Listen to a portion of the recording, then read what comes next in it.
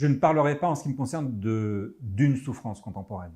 Je pense qu'il y a plusieurs souffrances, plusieurs types de souffrances.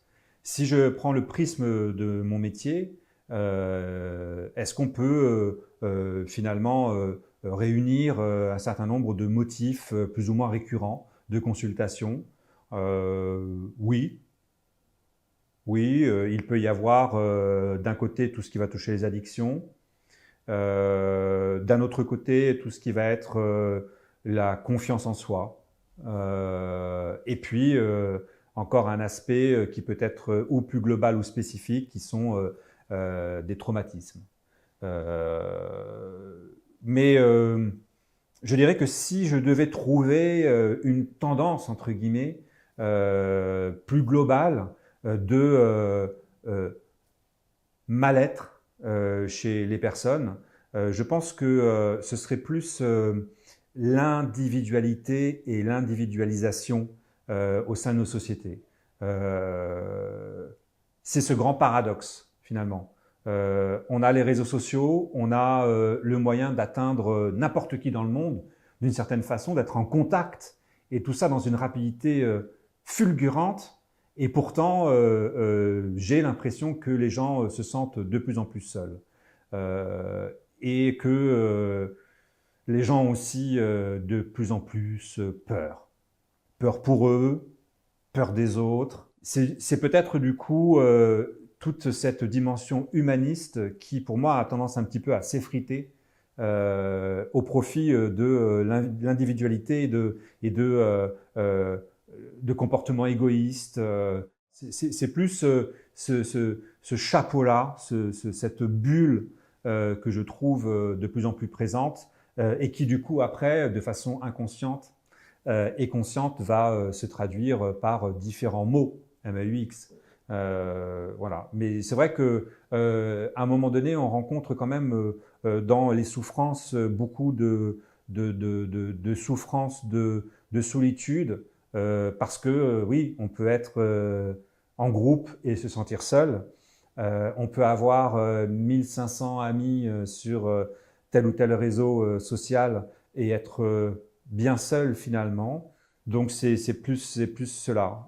Et puis en plus, particulièrement de ce que on vit actuellement en fin 2020 avec la situation de la pandémie, euh, une peur rajoutée d'une certaine façon. C'est-à-dire que finalement, bah, pour résumer ou pour caricaturer un peu ma pensée, si dehors c'est le danger, donc je vais rester à l'intérieur. Et puis tant qu'à faire, même barricader un peu mes volets, ma porte. Voilà. Si l'autre me demande de l'aide, bah, je ne sais pas si je le ferai parce que je dois d'abord penser à moi. Voilà. C'est cette notion de aujourd'hui qui se rajoute de peur, même d'éventuellement aussi d'angoisse, tous ces sentiments et ces émotions qui peuvent peser sur les personnes. Alors, quand moi je me pose ces questions par rapport justement au monde qui nous entoure, à cette situation globale, à le type de relation qu'il peut y avoir entre les uns et les autres, en ce qui me concerne, je pense que j'ai deux chemins. Il y a d'abord le chemin de mon activité professionnelle. Je ne fais pas ce métier par hasard, d'accompagnement, d'aide envers l'autre, les personnes qui viennent me voir et me consulter. Et puis, et peut-être finalement tout est lié dans ma vie personnelle, c'est d'être au maximum à l'écoute des personnes qui sont proches de moi, et même un peu moins proches. Dans mon cercle privé, privilégier la discussion. Finalement, quand on parle de discussion, on parle de communication. Et c'est le paradoxe de notre siècle. On est dans un monde de communication et pourtant la communication est de moins en moins présente.